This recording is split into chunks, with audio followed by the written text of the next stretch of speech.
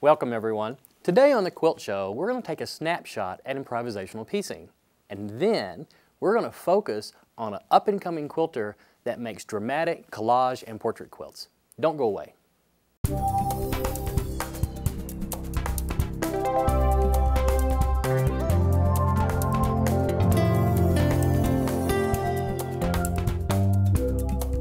Ladies and gentlemen, your co-hosts, Alex Anderson and Ricky Timms.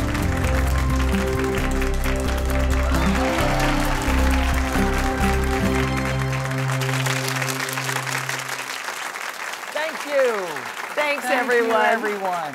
Welcome to the Quilt Show. In my ever so humble opinion, you know I have a humble opinion, the world's greatest online community and resource for quilters today. I would agree. Would you not agree? We are having such a great time. Yes, we are, and I'm very excited about today's show because in the beginning you're going to teach one of your most beloved tricks up your sleeves. I am. That's right.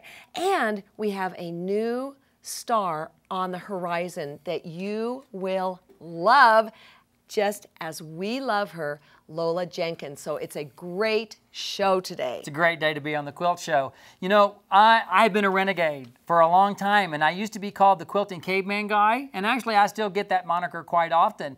But the Quilting Caveman thing that I do is really just improvisational piecing.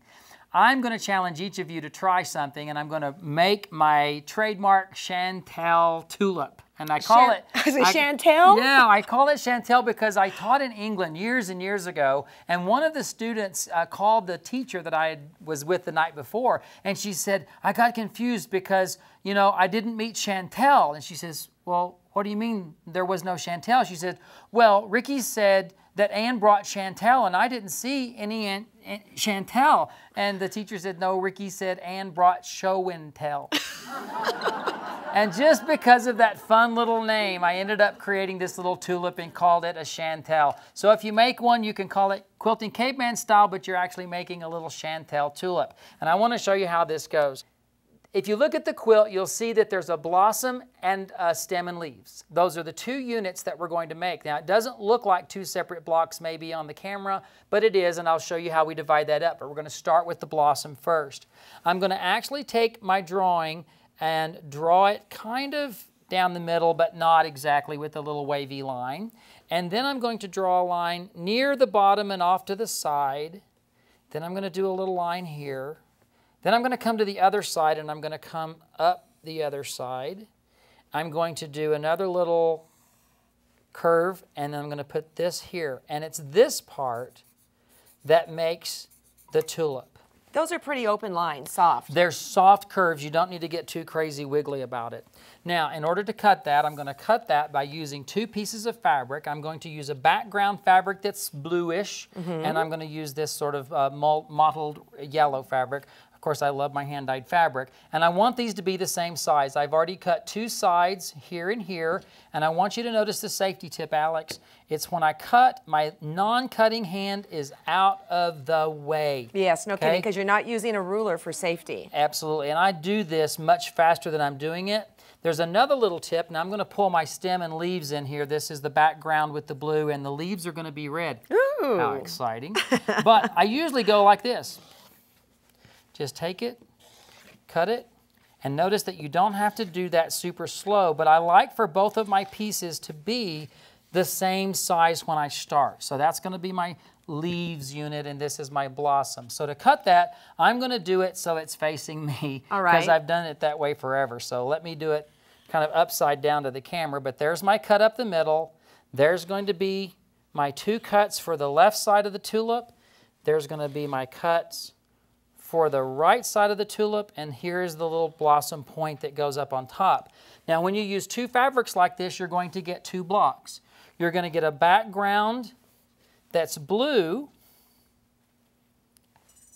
okay, with a yellow flower in the middle, and you're also going to get just the opposite. You're going to get a background that's yellow with the blue. Now, I will tell you, I don't always use these extra pieces. Shame on me. I know, why not? Seriously. I know. But the reality is, I mean, just because maybe I'm making one flower. Okay. But I would encourage you to be willing to make both of these and just make another flower because you've got the fabric to do it. Now, in order to sew this together, I'm going to have to sew this together the opposite of the way I drew it. So let me come back to my drawing. And let me show you that I cut this first, dividing it into 2 halves. Then I drew this line and this one, and we will piece it the opposite. Okay, do you ever mark it like with letters or anything like that? I just have a brain that remembers for whatever that purpose that is. So this is going to be the seam that I sew first, and that's going to be the second one. And I've got one cut out right here to show you. These 3 pieces are the pieces I want to deal with first. So I'm going to put this piece in first, and then I'm going to put that on. Well, that makes sense because if you went this to this, it doesn't fit. And I have a little jog. Right. All right. So you're gonna piece it in the reverse of the order that you just cut it out. So as I come to the machine, one of the things that I have to remind you is that I did not do this with a seam allowance. Can I borrow my glasses? Yeah, it always helps, doesn't it? It does at this age especially. So since I didn't cut it out with seam allowance, what I'm doing is sewing with a slightly less than 1/4 inch seam. And I want it to be big enough for it to work. And because these are concave and convex curves, you just pull that around, matching the edges till you get to the end. One thing I'm going to say about that, though, sometimes when I tell students to do less than 1/4 inch, they do like a 1/16. And I want you to show that to the camera because it does have a seam allowance. It does, and you can tell if it's going to hold or if it's going to be not enough. But the most important thing to notice here is that when I do open that up, notice right here that edge did not match up like it did when I cut it. And that's when people start freaking out because they go, oh my gosh, it's not matching. It's not doing what it was supposed to do. And I'm like, you know what? It's all good. It's all okay. It will fit together. Now what I need to do next is join this piece on. And I always tell people, you can change it. I could put it right here, and the point's going to go near the edge of the block.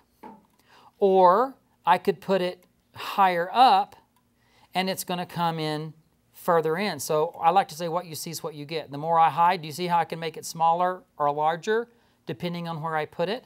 So I'm going to come over now and cut that, because I have to use this new piece, the new piece being the one that's about to come on, overlap it like you would a ruler, and just use the edge of it as a guide to retrim and cut off the little bit that you don't need. So that's what I'm going to do with that. Now I need to sew those 2 pieces together. So basically you're creating new seam lines because it got kind of wonky when you sewed the first thing together. And not only that, but when I pressed it, it probably got even wonkier.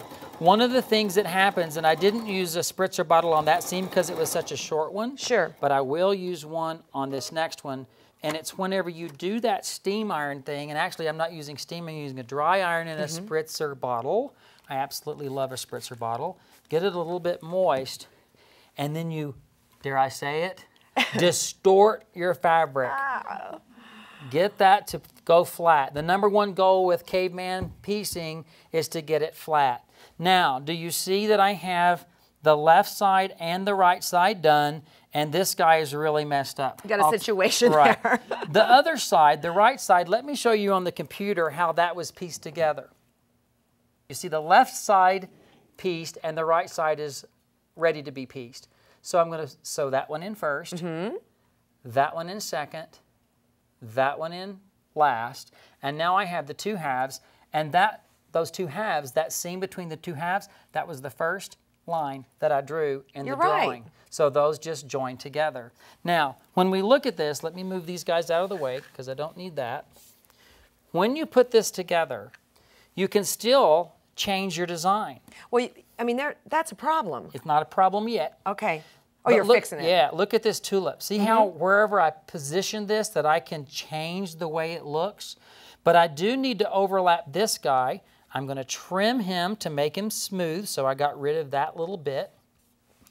Overlap that, and use that now as the guide for cutting that one. Nice. And so you're constantly trimming away bits so that things will then fit together, all right? Now then, I'm going to sew those 2 together. That's the last seam I'm going to show you right now. but I want you to see how that totally goes together and becomes the top of the chantel tulip block. Would you say that it shrinks in about 25% or something like that? You know, because you don't have any seam allowance when you're cutting it, yes, it's going to draw in. I wouldn't say 25%. It really depends on the size of your square and how many seams you're taking in. But it is going to get smaller as you work on it.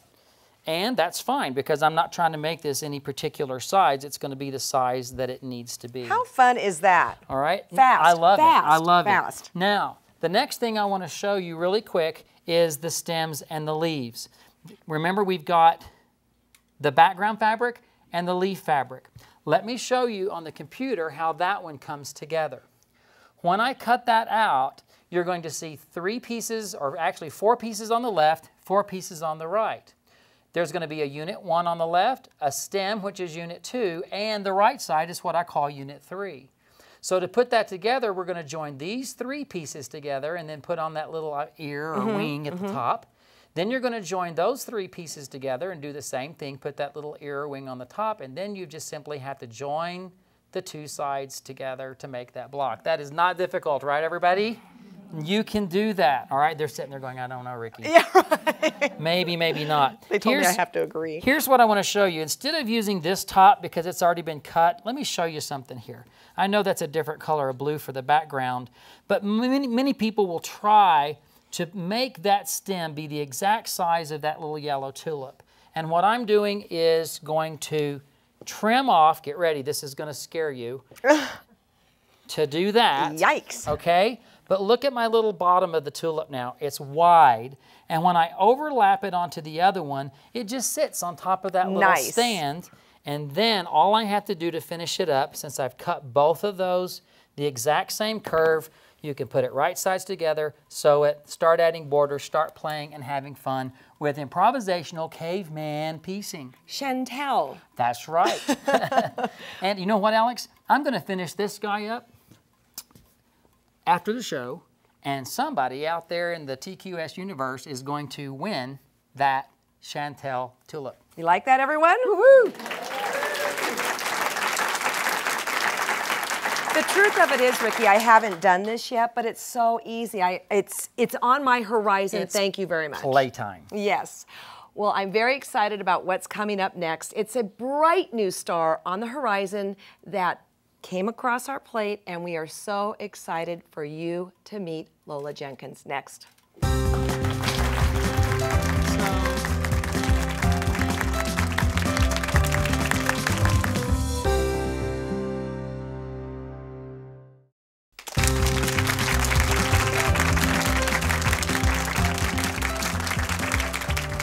Welcome back, everyone. Today we've got a very special guest with us, and this particular guest is one I'm excited about to share with you in particular because there's such a great story. Every now and then we find this little hidden gem, and we just want to sit back, relax, and enjoy and get to know Miss Lola Jenkins. Welcome, Lola, to the show. Thank you. Hey, Lola, how are you? I'm doing wonderful, thank you. You're looking good. Oh, wow. And I wasn't expecting that. Okay. You're from Oklahoma, Yes. and we found out about you via somebody who said we must get you on the show, and we saw your quilts, knocked our socks off. Then we heard the backstory. The backstory. Okay. And so we're going to take time to talk about that because sometimes on the Quilt Show we do a little bit of storytelling, but I really want to hear your story. So let's just talk about how this whole thing transpired for you. Well, let me tell you. All right. In 1998, my mom died. Then, I couldn't believe it, in 2000, my father died. 2001, I became very ill. And from that illness, I went in the hospital. I was in the hospital for 3 months. I woke up after 2 months from being in a coma. Wow. And then, in 2003, my husband died. So I lost all of my support system in about a 6-year period of time. That's bad. That's really... It was horrible. Yeah. But you get over these things. Well, good for you. Yeah. And there must be some things that help you get through that. Well, yeah, you know, I was living in California at the time. Where? At Stockton, California. Then I moved to Oklahoma City, and just to start all over fresh. And I was just looking for something to do. And I went to Hobby Lobby, which I call Hobby Lobby. And I get over to Hobby Lobby, and I'm just looking around to find a Hobby to Lobby is what I call it. And this book just fell off the shelf. It was a quilting arts magazine. It just plopped. Plopped. Destiny. Oh, my. And I was hooked from that point on. I mean, I started looking for a sewing machine. I didn't have any money. Yeah. So did you go to a quilt shop or a sewing store? Well, I didn't know nothing about a quilt shop. I didn't know nothing about sewing stores. I can relate. So to you that. knew But zero. I knew about thrift stores. Okay, there. So I took off to the thrift store. And I bought a used sewing machine. I think I paid $5 or $10 for it. Wow. And I bought some muumuus and some dresses and some skirts. And I went home and I began to try to sew. But of course, I had never used a sewing machine before. And I couldn't figure out how to use it. I thought it was broke. Something was wrong with it. It couldn't be me. Right. So I looked in the phone book and I found a sewing machine repair guy. And he came out, Mr. Dixon, I love him so, to fix my machine. And he looked at it for about 15 minutes and he says, "Ma'am, I'm sorry, there is nothing wrong with this machine." And I now know you guys call that operator problem. Yeah, Right. operator error or whatever. Yeah. So I says, "Well, since you're here and I had to pay for you to come, you might as well just show me how to operate it." So that's how I got started. And he did. He And did he taught do that. you to sew. He did do that. Well, isn't that great? And you kind of never looked back. So I have not. So I mean, you didn't come from the I know drunkard's path or grandmother's flower garden background. You just kind of looked at a magazine that fell on the floor and just said, "I'm going to start putting these Well, pieces you know, together." I was this type. I saw this beautiful quilts in this Quilting Arts magazine. It is a beautiful publication. Right. But it didn't have any instructions. Well, I didn't know any different, so I got my material and I just start cutting out shapes. I got me some glue, I slapped it down and sewed on top. I thought that's what you do. Separated at birth, right here. I'm telling you, sweet, you have no idea. We are separated at birth. My story is very similar. I started with just one book from a big box store. I'm buying, getting everybody to give me their clothes and cutting off their pockets and their buttons and all of that, and that's how I started. And Yeah. so then did you get any traditional lessons or how did you grow yourself? Well, I did more gluing. I became very good at gluing. I still do not know how to piece very well. I do borrow orphan blocks. I get orphan blocks donated to me from my Gill sisters. But just trial and error. I just had it, I'm going to do it attitude. I'm going to get it done. And I just kept trying and gluing, and I'm going to make a picture out of this. It's possible. Somebody else did it. I can do it. Okay, so how did you jump from I'm doing this on my own to discovering a guild and having those guild sisters? Well, I went to Hancock's. I found out there was a Hancock's Fabrics. And Life is opening up. Oh man, it got real big. So when I get to Hancock's Fabrics, one of the ladies told me, she says, "Well, you can learn some of these different things, these questions that you're asking us if you belong to a guild." And that's how I found out that there was a guild in Oklahoma City. And I became part of the guild, and I started listening to the different lectures, and then I knew I was hooked. But it was too late for me to start piecing because I had been gluing for a while.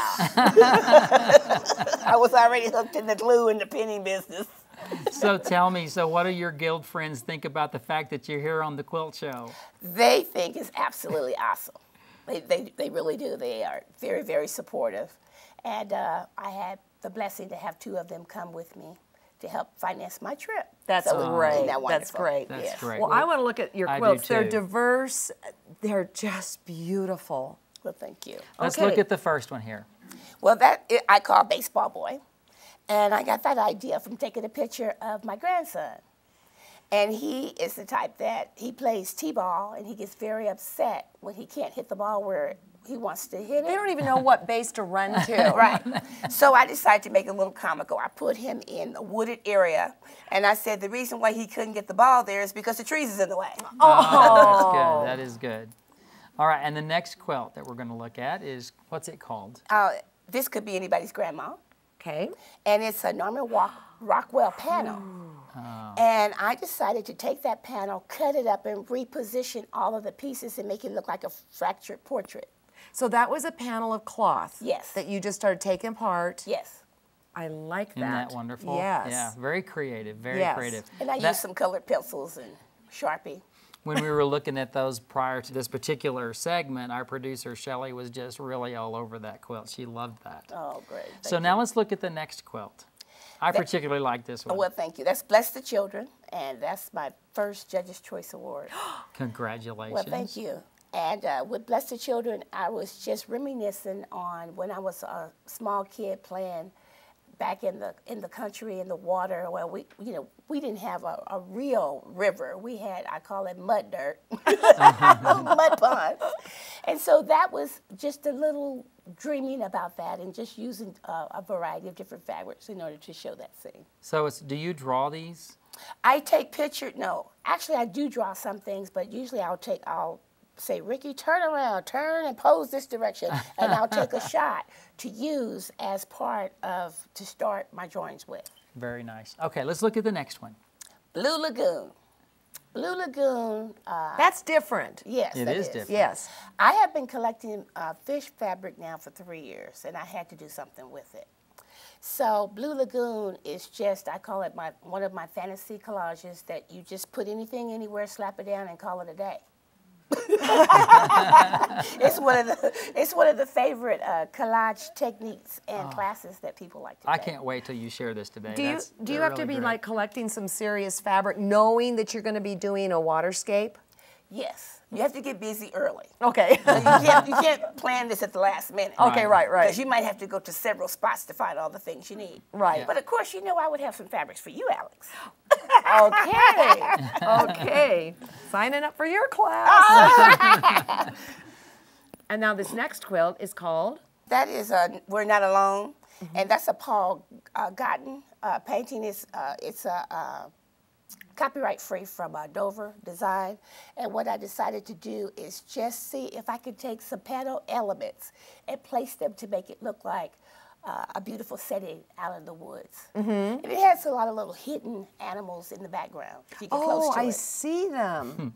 And I really love the fact that your work is a combination, and don't take this wrong, because for me, I think it's a compliment.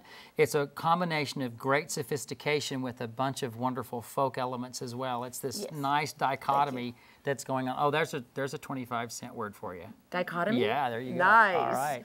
And I want to see the one right next to it. I think that's just beautiful. What's the name of this quilt? It's called Beverly. I named that after, I have a Gill sister that was very encouraging to me, and her name is Beverly Beasley, and she was very sick. So the whiteness is a representation of the Holy Spirit hovering over her to help heal her. So that's what I made that for. That's really great. And do many of your works have sort of sub-messages in them? They do. I believe in every quilt there's a story, and if you get to know the artist, you'll see that there's a story behind every quilt, or you can put a story in it. That's great. We have one more quilt and plenty of time to talk about it. So Okay. share this quilt with us on the right. Well, the quilt on the right, that is Barren Trees. And how did Barren Trees come about? Well, I really wanted to make a quilt to show trees because I was watching in California where they were having the fires. Right. And I was wondering what would it look like after the fire is over. So that's how Barren Trees come about. But then there's another sub-story behind it. I couldn't get leaves on the trees, so they became barren. Okay. Well, this is really great fun, and you do sell your work, don't you? Yes, I do. On your website, there's just wonderful images, some that are sold and some that are available, correct? That's correct. And what is the name of your website? LolasDesignerQuilts.com. Well, we're going to send everybody there, and right after the break, we're going to send you and Alex over to the demo table, and Okay. you're going to show her how you work your magic. Don't go away, everybody. We'll Thank be right you. back.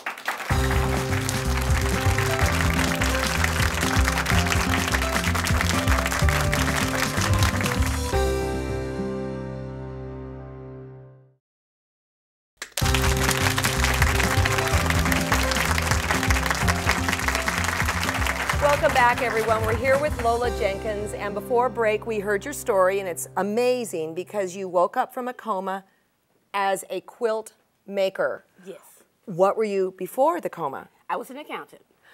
Okay. How come you didn't stay an accountant? Well, I believe when I woke up, that left side of my brain, the accounting side, died, and the quilting side awoke. So you can't even go back and do accounting stuff for real? Not really. Wow. What do you like better? Oh, I'm a quilter. Yay, we love that. I don't fell in love. I just think that's great. Now, Lola's going to be teaching us fantasy collages, and it all starts with phenomenal panels. And this truly is a pick of the litter, isn't it? Yes, it is. Tell us about this panel. Well, when you look at a panel, you have to find one that you're just really in love with. And most panels that I choose have a multitude of elements in them or motifs that you can use for a variety of different pictorial collages. Well, this thing has it all. I mean, I see different things in it, but it's not just about the deer here, is it? Or the buck, right? No. The buck. No, it could be the buck, but a buck is more than a buck. Okay, there you go. So what do you see when you're looking at that? Well, actually, this could be hair. I can make your hair with this, Alex, because it already has highlights in it, so it does all the work for me. The cloth is doing it for you. The cloth does all the work for me. Okay, and then I happen to be drawn here to these beautiful berries. I love berries and I love birds and all that. Now, when I see that, I could make a collage where I would have people out in the field picking, or I can make an individual with some blue eyes with a beautiful highlight in it. Isn't that great? It's already there. Now, okay, in your brain, when you look at this, what do you see there? Well, here I see Alex sitting down at the table with some strawberries on her plate. Oh, yes. But I don't have to do no work. All I have to do is just make a circle plate and stick that in there. And now the center of the motif, up here you have the sky. This would, not only could this just be sky, but this could also be ground cover. Oh, no kidding. It It could would be excellent ground cover. Also make excellent mountains. Now, the last quilt we looked at, and we'll look at it again in a second, had this house in it. Yes. One time? No, it has it in there about 4 or 5 times. So, okay, when you find a panel like this, how many do you buy? How do you decide? Well, this particular panel, because I just fell so much in love with it, I bought 10 of these. Wow. Yes. Well, let's take a look at that quilt again, starting with the house. The one that pops out to me is the one on the left-hand side center. Yes, that's the whole entire house. Okay. And beside it, you can see that I put some vegetation in there. Then I took the house, the same house, and I cut it in half, and I used my Clorox pen and bleached it out. You mean just that pen? Yes. Oh, my goodness. Okay, and then you go up and above the blue car. Then that's half of a house because I saved the other half for another collage. I think that's just great. I will look at these panels quite differently because the truth of it is I see this and I think, what in the world do you do with this? Yes, well, let the panels do all the work for you. Okay, now this bridge is also in that quilt too. It sure is. And you just cut it out as is? Did you keep this here, the extra stuff? Well, or what? I actually cut the bridge out as is, and then I use this particular foliage. I cut that out and I put that on the side of the bridge. I use some of these rocks in there. So, does it kill you to cut into this fabric? Matter of fact, let me show you. I mean, look at My panels end up looking like this. Yeah, but I noticed you're still hanging on to it. Oh, yeah, it has a whole lot of wear and tear still going on. Look at that. You still got the whole. It's a whole bunch of different things. I still have borders, and I have sunshine and all kinds of things. It's eyes and ears and stuff. No garbage can with that. No. Okay, so let's take a look at the quilt that panel actually made up, and it's this particular horse panel. Yes, it is. Horse quilt. I'm sorry. Tell us about this. Well, this particular horse panel, I fell in love with it, and so my inspiration for this quilt was the horses. Okay. Which is this panel right Well, here. let's take that out and show everybody. Now I'm gonna test you. Okay. How many of these did you buy? Well, I bought 15 of these. Really? 15 of these panels because they have so many different things in them that you can use them for. Well, let's talk it has about a here. Beautiful, okay. Okay, so tell us this one. Well, this one right here, not only does it have a great horse, but it has an excellent fence because I'm very lazy. Why make a fence when you can just cut it out? Don't you love that? All right, and then over here. Well, this one it has beautiful water. It has excellent ground cover, excellent flowers, excellent bushes, different parts of the sky. But of course, the sky is also an eye. So if you put your little thing here, you can see an eye there also. Oh, let me grab that. Let me That's post another this eye. down here. And So you can make an eye here. let me get this here. We'll have to go real That's slow. an eye. Okay, Then hold we on. have one right here with a little streak in it. Okay, let's get this See? one here. Oh, that's gorgeous. And so it goes on. yes, it just goes on and on. Okay, so do you like horses? I love horses. What if a person didn't like horses? If they don't like horses, then they can use this for hair. Okay. They can use this for clothing. They can use this would make beautiful mountains. And it already has the shading on there. So you're not, it's kind of like when you buy a piece of fabric, you think of it in smaller sections like this, not the whole thing. I do, because most of the time in any quilt you make, you want to have those different color contrasts, and you want to make shadows. And you don't have to make the shadows because the shadows is already there in the panels for you. Loving you. Okay, here's another panel that went into it. Let me open this up.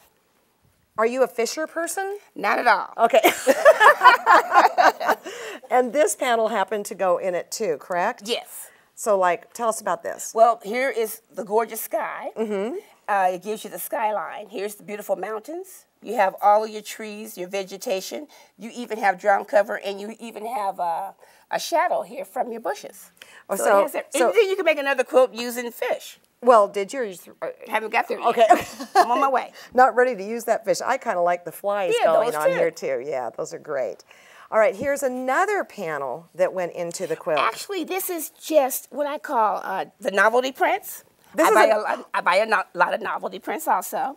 And I cut, ducks are not ducks for me. Okay. So I cut these out, and I use these in order to use for ground cover, in order to use for different color, for blending, in order for you to show different sizes and shapes, and so in order to get depth in your quilt. Okay, so a novelty print is one that's kind of just more all over compared to a panel that says, I'm a fish, I'm a horse, I'm a house. And every novelty print counts for me. Okay. All of them. What's your stash look like? It's ridiculous. My whole house is a stash. Okay. All right. Well, let's get started with the quilt again. And you have this piece up here. You start at the top, right? Yes, I did. In this particular quilt, I started with the sky from that panel. And I lay the sky out. I started with batting first. And normally I start out with my batting being the size a twin. No, I mean a baby, a crib. Well, however big it's going to be, maybe? Right. I usually start off with a crib because I can always add. But I usually start with the crib. Okay. And I take that crib piece of batting, and I directly lay my, I start from the top, work from the background to the foreground. I put the sky down first. Then I put down my mountains.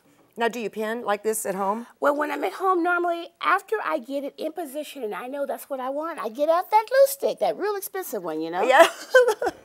Do you care if it's water soluble or anything like that? Oh, any kind of glue stick would do. Oh, purple too. There you go. All right. Cheaper the better. And I throw that glue on there and slap it down. I'm through.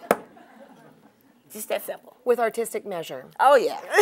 Now, what do you use Steam-A-Seam 2 for? Now, when I want a really crisp line, instead of, because I do all raw edge applique. Right. And if I don't want any type of raveling whatsoever, then I put the Steam-A-Seam on the back of it before I cut it out. And then I fuse it down. I call myself the Fusey Queen. Oh, there.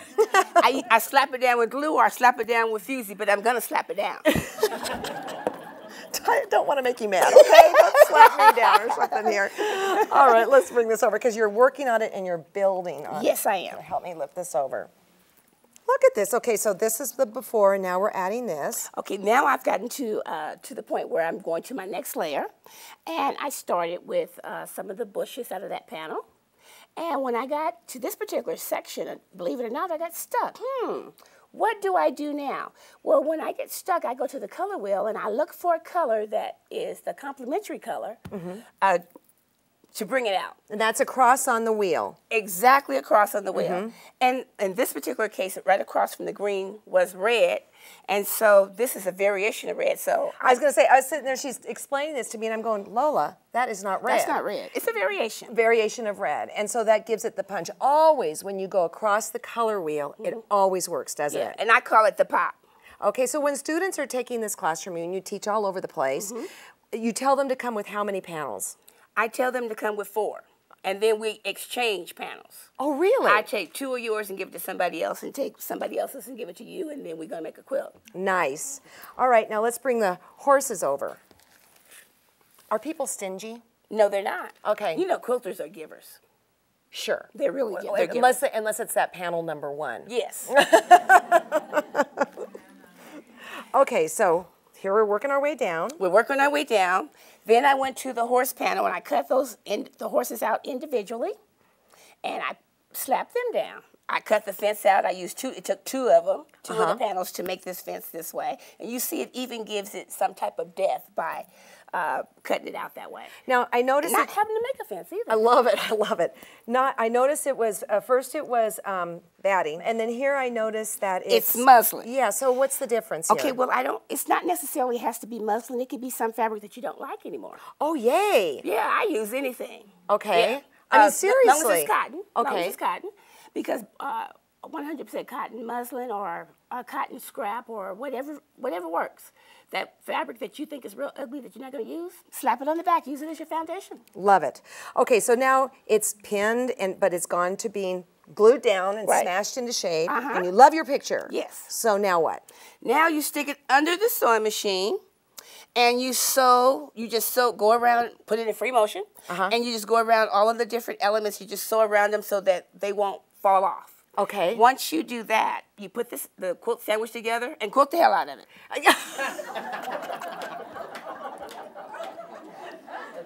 Absolutely. God bless you. Well, thank you very much.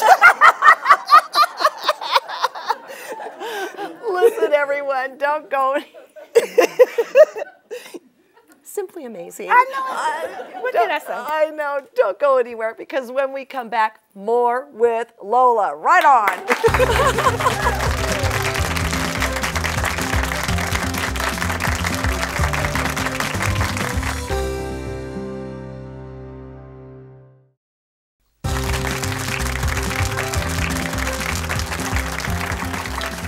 Welcome back, friends. That was so much fun, but I think the thing that I like best about Lola is that she's new blood in the quilting world. Absolutely. As we said before, she's only been quilting since 2004. Now, speaking of new faces in the quilting world, Alex, I would like to share with everybody right now a really new young face in the quilting world. Only 18 years old, a freshman in college. Meet Connor Bingham. This July I'll be quilting for 10 years. I started when I was 8. My mom worked for Lita Dirks, which is a interior design company, and so she always let us sew the pillows for her because she wouldn't want to do it.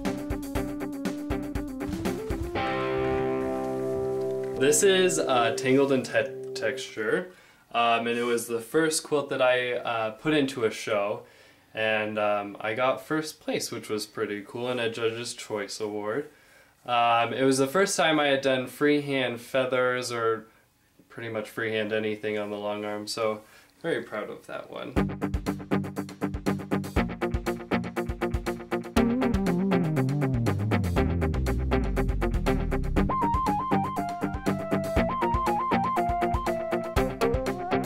For graduation, I got my Bernina 440 Quilters Edition, and so that's my space. So I am going to take my new machine with me to Hawaii. We saved the box so we can ship it over, and it should be pretty good. My mom came home one day and she says, "Look at this," and we're all like, "What is that?" She's like, "It's my new toy," and she brought it home, and so I just started playing with it, and then just once I started making my own quilts, I began quilting them. I prefer to use a long arm machine just because I find ease and simplicity in using a long arm. This is my latest beginning of a piece. I am planning on doing a series. You can see the other part over there, and so I want the tying theme, the thread, would be suns, and I want the center of the quilt to be, and each of the quilts to be a sun, and then a different color around it. So obviously this is purple, that will be green, and I just hope to go until there's no more colors. Whenever I tell my friends, like, they're like, "What are you doing tonight?" "I'm gonna go hang out with old women." It used to be weird and awkward, and they'd be like, "What are you doing?" But now it's just sort of joking around, and they've seen the pieces that I've made, and they see that it's not your grandmother's quilting. Grandmother's quilting I really enjoy when it's done by hand, because I mean there's just so much effort put into it, and there's incredible history in so many quilts. And I enjoy looking at them and do not enjoy doing them. I would say I've made probably 30 or 40. This one was a really long time ago. This was one of my first ones in 5th grade. This was all done by hand, and we had a pioneer day, and so that was that. That's how the whole quilt was supposed to look, and I did one block and then I was done doing circles.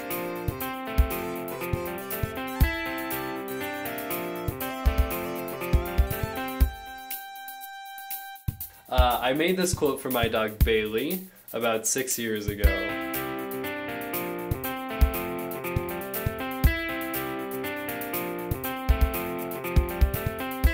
This one is huge.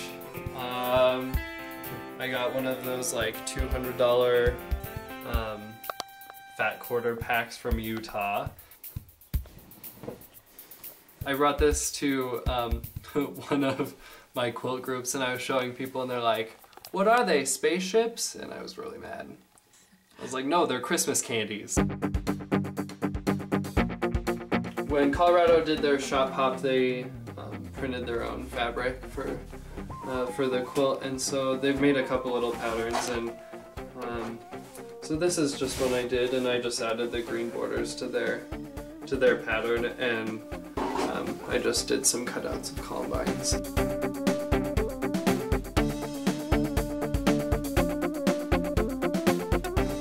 The guild that I've been talking about, they gave me all these little blocks and they all signed them, and this was my goodbye present for when I moved to Hawaii.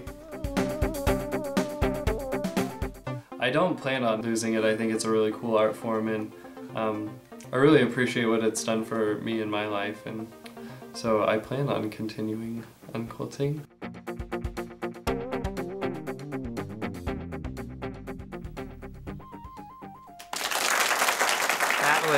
That was fun, wasn't it? Totally fun. Now you got to take you got to tape it. I was camera guy. I had a great time. But I got to meet him the day before he was going to college. And what I love is his freedom to do his own thing, and he likes batiks like I do too. He loves batiks, and I love his original design. So we're going to be excited to see what Connor brings to the quilting world over the next few years. No kidding. Absolutely. I want to know he took his Bernina to college with him. He okay, did. He's ready to go. We're back here with Lola, and you have a really good question that you asked during break. I do. We were talking, and you explained a little bit about you started teaching really early on, like 3 months after you found your first set of fabrics. I did. So tell us how that happened. I mean, it takes people years to become a teacher. Well, let me tell you, I was in the military, and one thing I learned is you just need to know one thing and know one thing good, and you can become a teacher. I needed some money. I knew one thing. I knew how to make a circle, so I started teaching it. And I'll teach you how to make a circle. There you go. And then when they say, I'll need to know the next thing, you say, I'll get with you next week. I'll get right back with you. And you'll learn the next thing and teach it. That's exactly right. Oh, I imagine your students absolutely love taking classes from you. Well, they do. My classes are usually full. We have a blast. Well, we had some questions from the audience after your segment with Alex, and so we're going to throw this out to Justin and say, hey, Justin, what have you got? We actually do have a question, and I'm here with Gloria, and Gloria has a question for Lola. Lola, does a glue stick clog up your sewing machine needle? No, it does not. Believe it or not, it's just totally free. It glides right on through, just like a cake, just like a knife slice of cake. Yeah. Ooh. Thank you. Okay, and now we've got Marcia, and I think Marcia has a question for Lola as well. Lola, do you worry about the raw edge fraying at all, or do you do something to prevent that? I do something to prevent it. Didn't you hear that? Quilt the hell out of it. Cover up all those raw edges. It looks gorgeous. Thank you. And you don't have to worry about any raveling. Okay, thank you. Thanks, Justin. Thank you, Justin. And I think the other thing too is your pieces are art quilts. Yes, they are. And so you can look at it a little differently than one that perhaps would be used on a bed, etc. That's correct, and you don't have to worry about them too much because you know they're not going to be washed. Right. They're just going to be hanging on the wall. Something else I want to say too is when you showed up with the quilts, they were all rolled up. Yes. And so I think that has something to do with the preservation of them also. Yes, Yeah, you really take care of them. I do. Absolutely. They're my babies. Now, you hope to be teaching really far and wide, right? Yes, I do. What's kind of your goal with all that? Well, my goal is to go to every state in the United States to teach and have a trunk show, and eventually to be an honorary member of every guild, of at least one guild in every state. Wow. So I have a sister in every state. That's wonderful. I'll tell you, it's going to take a while because I've been doing this for a while, Okay. and I have 4 states to go. Ooh, I have 4 states to go. that's good. But How you many know states what? do you have? I have 5 states right now, but I'm running up his heels. Well, I'm reaching under here because we want to help you out. Okay. Okay. Our producer, gonna show the Shelley. Oh, camera. yeah, let's do Oh. this. Our producer, Shelley, has provided a map of the United States. It's not huge, Okay. but it should be easy and manageable in an office somewhere. Take a look there on that monitor, what we've got. Oh. You see those stars? Yes, I do. What are those stars? Those are the states that I have already taught in. That's Can we exactly test you? right. Can we test you? Yes, you can. Okay, which? Because I don't have the states. It is Arkansas, Oklahoma, Texas, Nebraska, and Kansas. There you go, Kansas. Yes. Well, there's a star missing. Which one is it? You taught today Oh! in Colorado. That's true! So we're going to add a star to your map right now. For that matter, we could be putting stars all over the United States and the world, but you have to physically go there. Yes. So Right. you will be reaching people worldwide. Okay. So I'm going to put it up just right near Denver, okay? Because we're Okay. up in Boulder, Colorado, and you now have a new star on your map. Congratulations. Thank you very much. That's great. I love it when I get promoted with a star. Well, you are a star, and this has been just a glorious day for us. And I want you to stick around because we're going to do after set, get to know you more. Okay. You're an onion, and every layer that comes off, there's more to learn. Okay. And you do want to teach. You are serious about I'm this. very serious. Okay, and so people can contact you via your website? Yes, they can. And what is that? It's lolasdesignerquilts.com. Okay, well, this has been great. And It I has just been great. want to thank all of you for joining us. I know that you have enjoyed Lola as we have. And hey, it's a new day. Every day.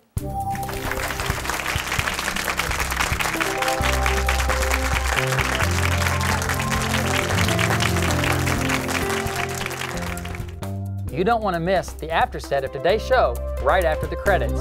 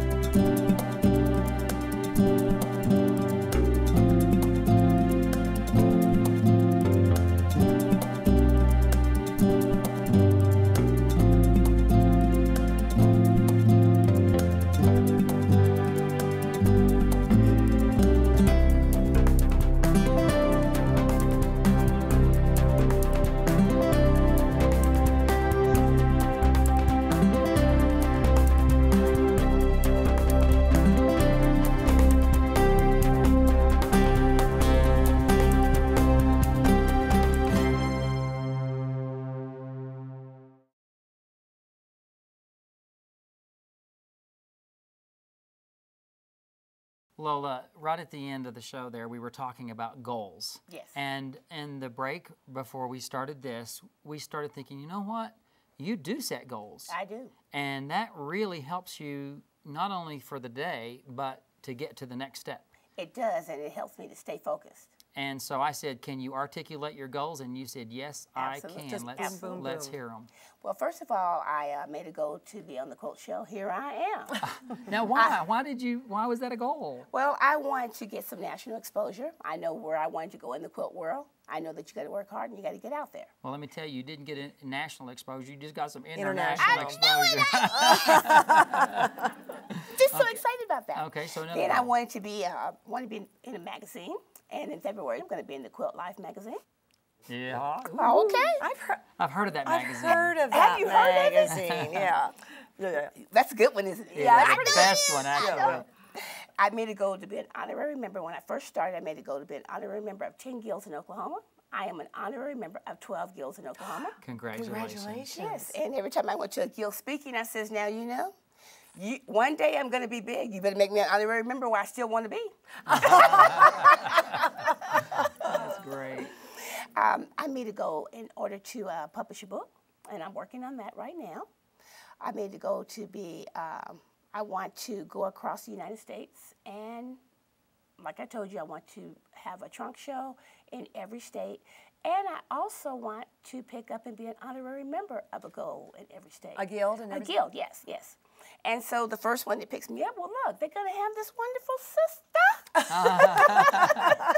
Oh, that's great. Now, do you ever come to the end of a goal, or are you constantly setting new goals? I'm always setting new goals because I figure like that's how you grow. And if you stay focused, it gives you energy, it gives you something to look forward to, and it just makes a challenge. It gives you a challenge, and then it lets you know, yes, I can do this. Now, you mentioned to me during break, and you weren't around, that you're looking for a mentor. I am. In the area where you live, it's basically traditional. Yes, it is. They're very encouraging to you. They're Yes. very, very encouraging. If somebody were looking for a mentor, I'm throwing this at you out of... This would be my advice. You probably have to look at through the magazines and the books of the artists that you already know and like, and you would work your way to get to know them befriend and them. pick their brain. Like you, for instance. Absolutely, sweetheart. Maybe you want to do it. I would give you any advice that you wanted, absolutely. You know, and that's one thing I think you will find, Lola, for the most part. Well, let's tell about us, okay? We've known each other, I think we met in Nashville or way back. And Ricky was somebody that I could run to. We knew each other professionally, but as soon as we knew we were in the same place, we'd go sit in the corner and we'd start talking real smack, Right. you know? And when you find somebody who can do that with you, Right. it's a deep, deep relationship. And some people are more guarded Right. and others aren't.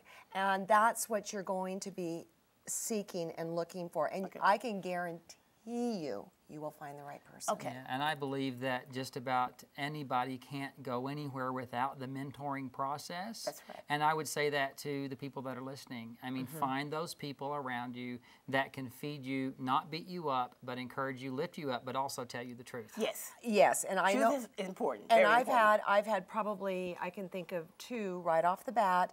And yes, you have to be willing to hear the bad stuff Yes. too. But that means they really care about you. Hard love. Tough love. Hard love, tough yeah, love. Yeah. You have been a real inspiration to me. I know to Alex and to everyone that listened today. So thanks for stopping by. And think of that first phone call. Hey, Lola, this is Alex I Anderson. know. Shut up! Oh, that's great. I look forward to seeing you in many venues. Well, thank you. And a very nice meeting both of you. Thank you so much.